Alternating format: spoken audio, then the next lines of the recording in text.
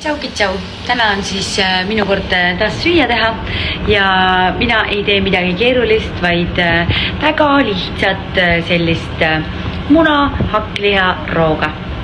Selleks on mul siis vaja delikatess hakkliha ja muna. Pann on igatahes juba tulel ja hakkliha on ka pandud, see sool ja pipar on ka peal. Hakkliha on kenasti juba küpsend.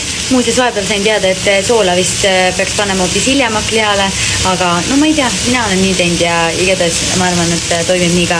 Senikaua kuni see hakkliha siin meil natukene küpseb, on meil vaja käiku võtta munad. Nüüd ma tõmban käima oma nutribulleti.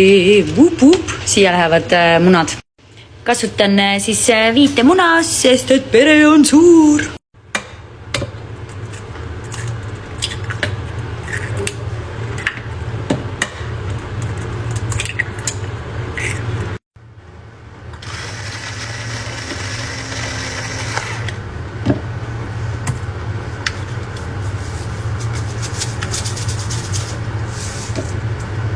Tavai Madise soovitusel läheb siia sisse ka hapukoor ja parem oleks, et see on hea. Ma ei ole kunagi pannud sellise mingi munatoidu sisse hapukoort. Ma panen natuke veel. Tada! Ja nüüd ei ole muud, kui see kena nutribullet tuleb panna õigesse kohta tööle.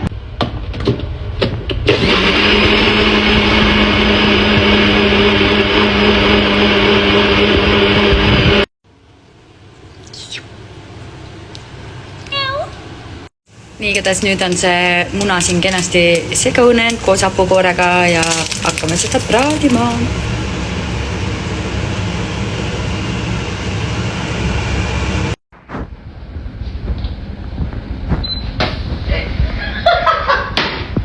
Tuleb välja, et minu meisterkooka oskused on muidugi super head. Nüüd on see omlett valmis ja kohe-kohe hakkan ma sööma. Tada! Selline see toit sai. Igatahes hapukoor siia sisse sobib väga hästi. Head isu!